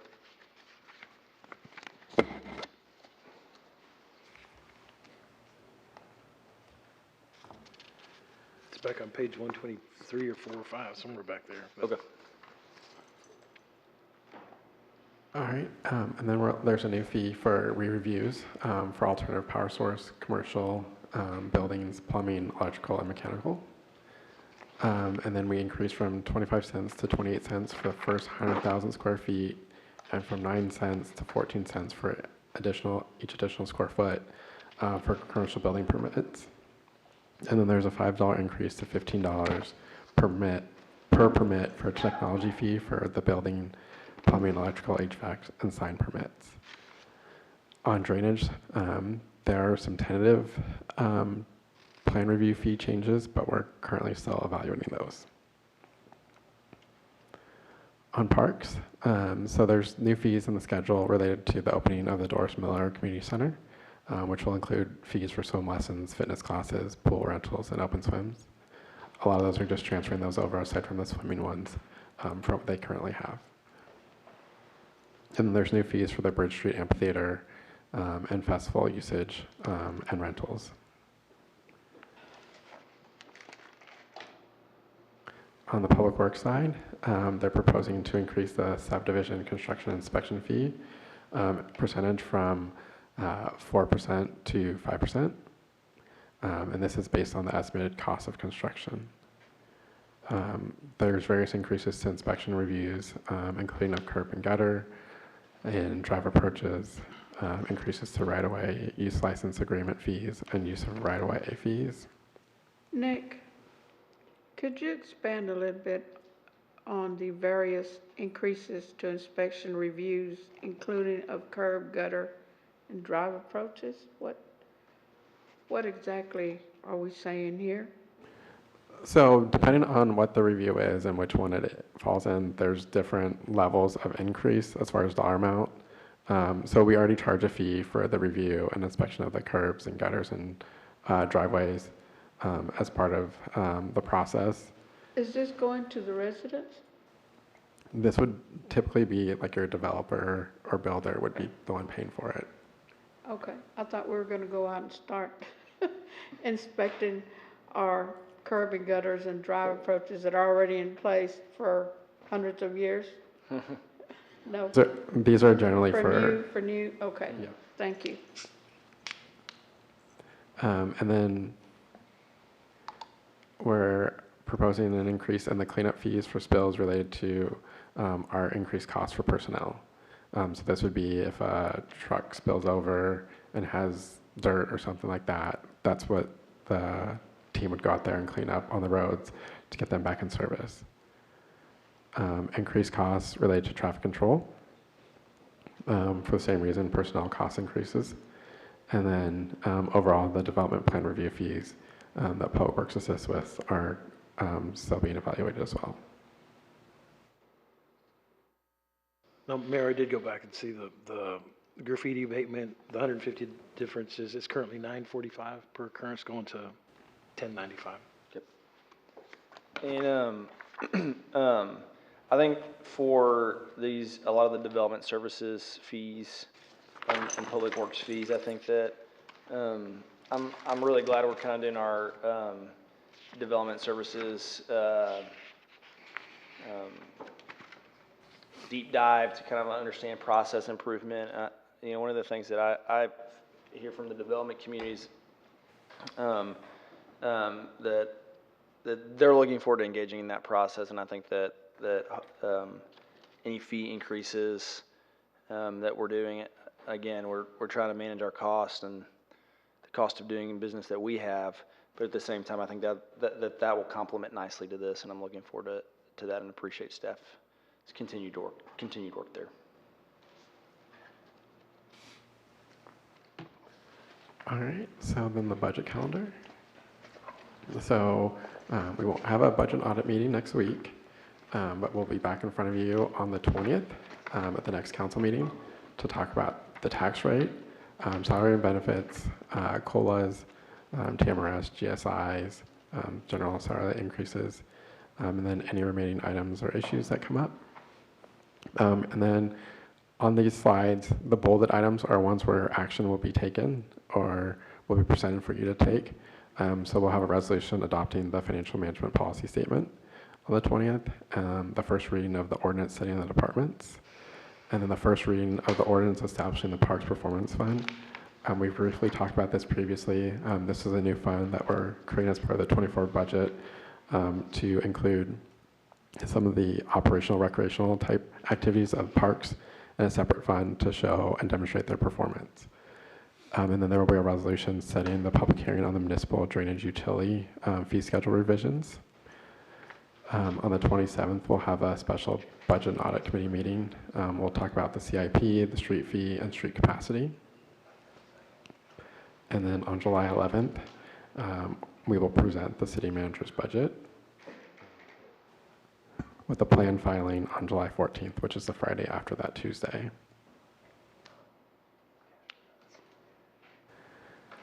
Then at the end of July, we'll get our certified rolls from MCAD, hopefully. And then August 1st will be the presentation of the filed budget and the certified tax rolls.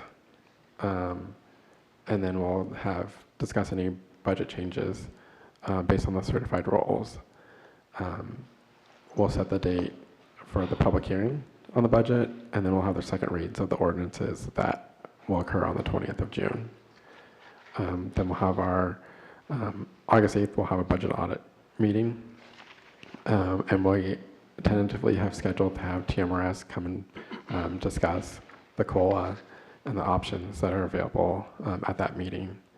And then we'll also give our quarterly financial update on the 8th. And then on the 15th, we'll have the resolution setting the date for the tax rate. And then on the 29th is the budget adoption date and the public hearing, as well as the public hearing and vote on the municipal drainage utility fee schedule revision. And then we'll finish out on the 5th of September for the public hearing and reading for the tax rate ordinance.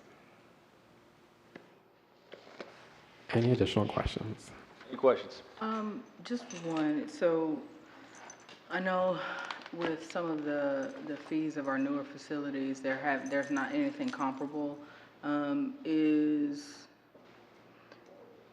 But I know there's some classes and things in place. Can I get a comparison of what the fees were and what they are as opposed to in comparison to what they are proposed, please? Work with the Parks team to get that for you. Thank you. Any other questions? Is that it for your entire presentation? With even the stuff behind it in the package? What is there?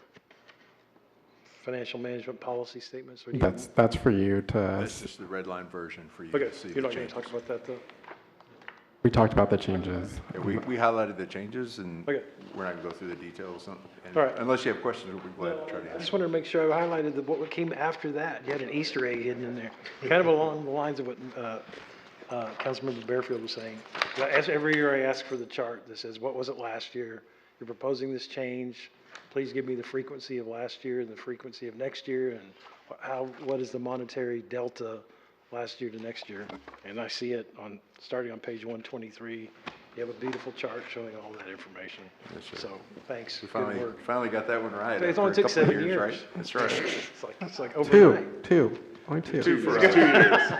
Say, don't speak for me. Oh, that's right. Mr. Sarkar, thank you for that. Thank you. Thanks, guys. We really appreciate your work. I know that y'all are in the thick of it, and both of you are doing really hard work, and that means a lot. Appreciate it. Thank you. All right, our last presentation will be Clint Peters, overviewing 10 public hearings. Clint, you got 15 minutes, so that's, what is that, a minute and a half apiece? No, you'll be fine, I know, you're an expert. Clint Peters. Thank you, Bradley, Mayor, City Council. We actually have 9 planning public hearings. One of them is economic development. It's not really quick. Redo the math. I will not cover that. The first 2 are dealing with a subdivision plat, 396 and 397. This is a final plat of Cervantes addition, lots 1 and 2, block 1, and then a variance request to one of the plat requirements. This is currently it's 3 tracts of land out on Old Marlin Road, which is out near the intersection of Loop 340 and Highway 6. They are reconfiguring the properties into 2 lots and are platting the properties, which triggers all the infrastructure requirements. You can see here, this is how they're reconfiguring. There's a triangular piece here and then 2 separate tracks, and they're combining the 2 into 1 and then a separate lot has an existing house on it.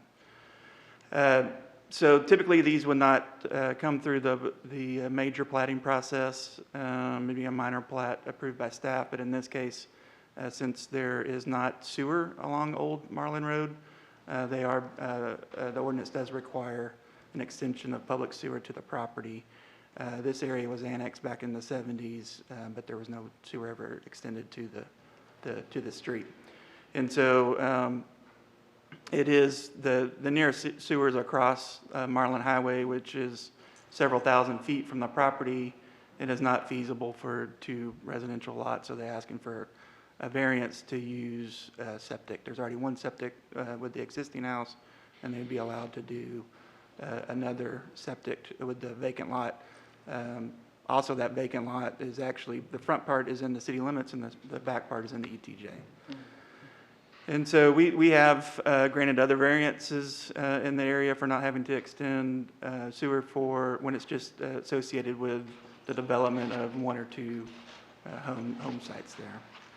And so staff and Plan Commission both recommended approval of the variance with the conditions they have to get a permit and inspections for the septic system through the OSSF department, and that further subdivision of the land that creates more lots will require extension of the sewer at that time.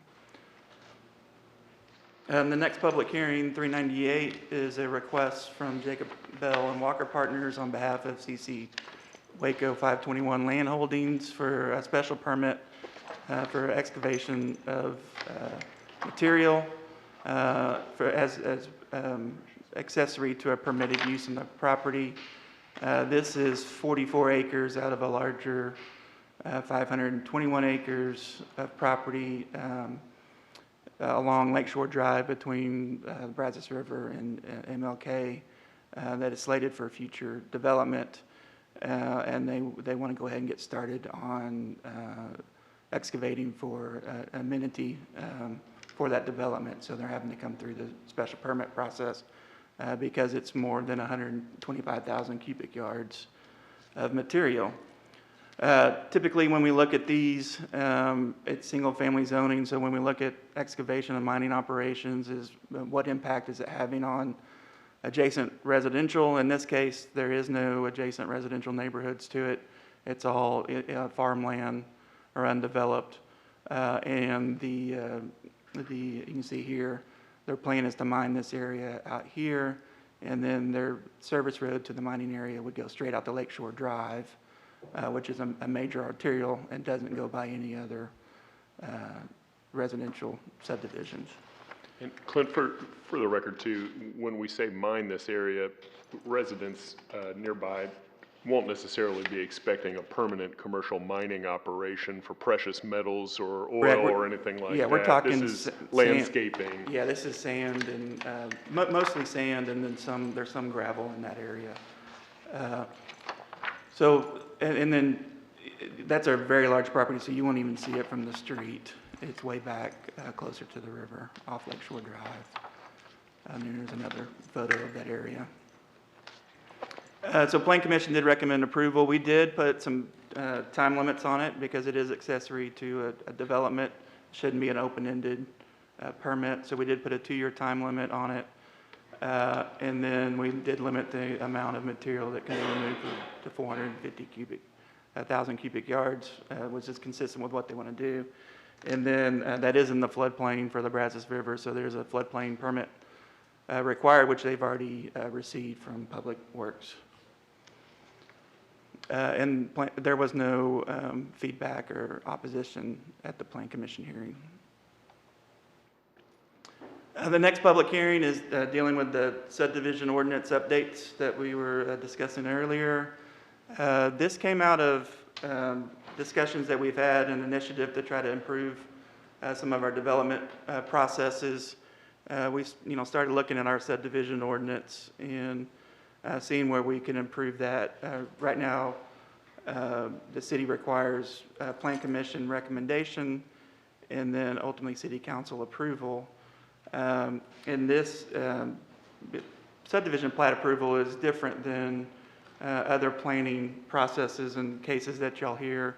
There's no discretion in approval. So if it meets all the requirements by state law, the city is required to approve those. Where with our zoning changes and abandonments and annexations, that are discretion in the decisions, the council can hear public testimony and consider all the factors in a zoning case and approve or disapprove a zoning case. With a plat, if it meets all the requirements, the city has to approve it. So the state statute says that with that requirement that a municipal authority is the planning commission unless by ordinance city council approval is required. So in our ordinance, it does require that additional city council approval. And then actually in our city charter, it actually states that the plan commission shall exercise control over platting of subdivision land within the city limits and the ETJ, and everything else is just a recommendation to council. And so we also looked at peer cities, and I think we're probably the largest city in Texas that actually has city council reviewing and approving plats. All of our peer cities either has staff or the plan commission approving plats, and then a couple of them have appeal processes as well. But you can see all our peer cities, and we threw Fort Worth in there as well. As a former plan commissioner, who, along with Councilmember Bearfield, served with a number of the current plan commission, I'm comfortable with this, and I know that they've always brought a seriousness and oftentimes too expertise in real estate and other matters to handle this. So I think this will be good for the developers in shortening the time for people platting, but also I think this will be more efficient in general for a city process as well. Yes, sir. And then this kind of shows that efficiency. It will cut about 6 to 8 weeks off the approval process when you add up both the preliminary plat and the final plat. And this kind of shows the flow chart of the existing current ordinance and proposed ordinance for preliminary plat, and then same for final plat. There is a little bit more involvement with the final plat because the state law does allow, once Plan Commission approves with conditions and they resubmit, it allows staff to approve that. So that 6 to 8 weeks could even be longer depending on resubmittal time as well. Clint, do you expect Plan Commission will have to meet more often as a result of this? We are potentially. There is, and one thing that we're reviewing, there's the new House Bill 3699 that was approved by both the House and Senate, and I don't know if the governor signed it yet or not, but there'll be some additional changes with the process, and in some cases it makes it easier for staff to approve. And so we're thinking that will, especially on resubmittals, so once Plan Commission approves with conditions, it will allow staff to approve those resubmittals. And if we can change it in that sense, we don't think we'll need extra meetings. Okay. If we end up with resubmittals needing going back to the Plan Commission, we'll probably either have to have special call meetings or just have a second meeting scheduled in a month just to hear resubmittals to meet all the shot clock rules. Okay. So, and we've discussed that with the Plan Commission, and have calendared that as having, right now they meet on the 4th Tuesdays of the month, is having, a second meeting just for plats on the 2nd Tuesday of the month. And do you think this will call for heightened staff scrutiny as well on this, given that there's no longer a second kind of citizen review? I feel like our scrutiny is pretty high right now. I mean, when we bring stuff to the Plan Commission and ultimately to the City Council, we've thoroughly vetted that it's met all our before ordinances. It hits plan for the first time. Yeah. Okay. Yeah. So when y'all have seen it, when it comes to y'all, it's always for approval, and it's been vetted thoroughly by staff and then by the Plan Commission.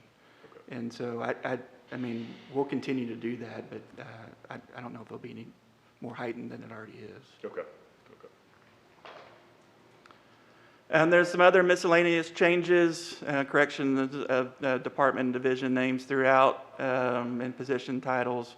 And then, as Nick was mentioning, the inspection fees for public works is referenced in the subdivision ordinance.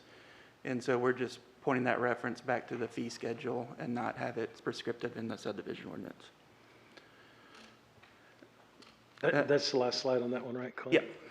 Yeah, I'm supportive of this one too. I think you talk about efficiency, eliminating redundancy, and really better serving the development community. I didn't realize it was 6 to 8 weeks. I mean, that's fantastic if we could speed things along there. And I'm pleased to see that, because I was curious about the peer cities, how they treated this, and it looks like we're following in line with that too. And I gotta say, in the 6 years we've been reviewing plats, I don't think there's ever been an issue. I mean, so it's usually kind of a perfunctory thing. But what I do like about it, looking at those plats as they come into council, is the visibility of where are these, and where are they? Where are they? How big are they? How many lots are going in? Are they going in China Spring, West Highway 84? Do I need to be planning on infrastructure? What's my view in this budget cycle in the next 5, on serving that population, that platting? So I think the changes that, is this the right time to talk about it? Sure. City Attorney?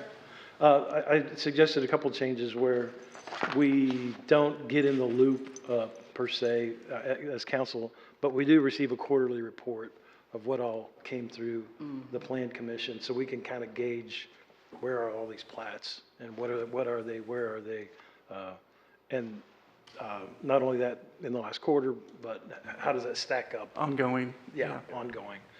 So I think language is in front of every council member on that. And then I just cleaning up that appeals language a little bit on how does it actually happen. If there is an appeal to the city council, how does it come to us? But anyway, I think if we can get those two things incorporated, I'll have the visibility I need to sort of get a better gauge on where these plats are occurring. So I appreciate your heightened sensitivity to these Sure. issues. Appreciate your feedback on those changes. Those are good. Our next public hearing is a request for rezoning from C3 to M1. This is on about 5 acres at 4800 Carson on Lake Shore near intersection of Steinbeck Bend and Lake Shore. You can see there's C3 zoning on this property and then some of the property along Lake Shore Drive.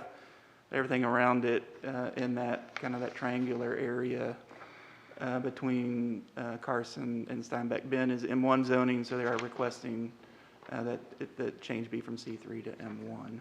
M1 is a very light industrial zoning district. There is a industrial building on there already that's not being used that they would like to put in use for industrial use. Plan Commission did recommend approval of that, and there was no feedback from the notices or at the public hearing. 402 is a rezoning from R1B to R3C. This is the one that Bradley mentioned that the owner is okay to continue this to the next council meeting to allow a little bit more review time.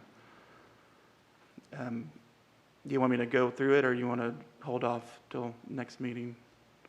I believe that I've got confirmation for the developer that we're going to continue this, that he's in agreement to continue this to the June 20th Okay, council so meeting. we'll hold off till the 20th to review it. Thank you. And we are supportive of the continuance. 403 is a zoning change from R2 to R3C at 1320 Wood Avenue. This is in that area between LaSalle and Interstate 35, where you have a lot of private student housing near Baylor Avenue, or Baylor University.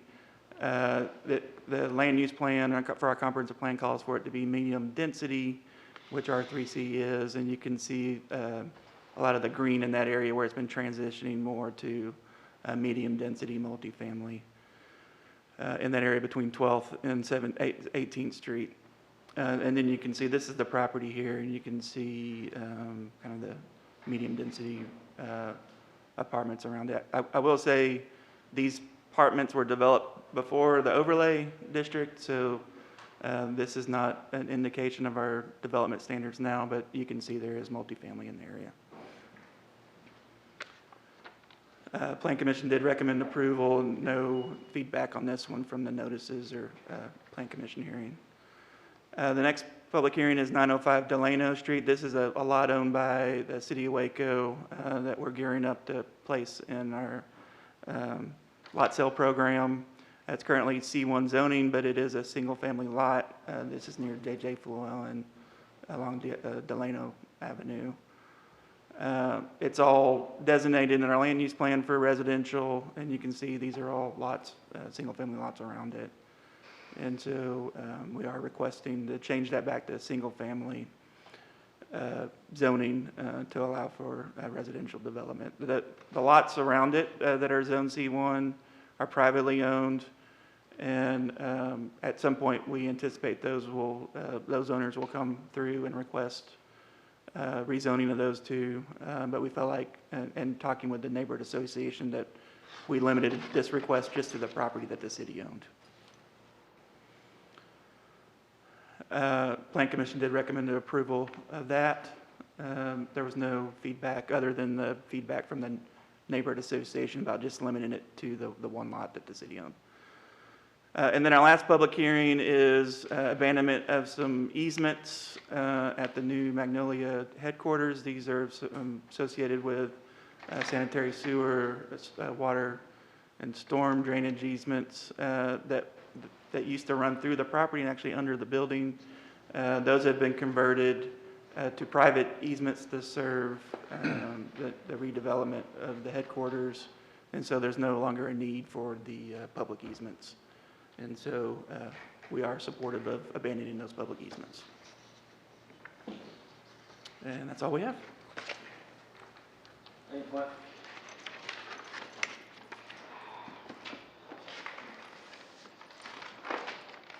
Are there any requests for future agenda items?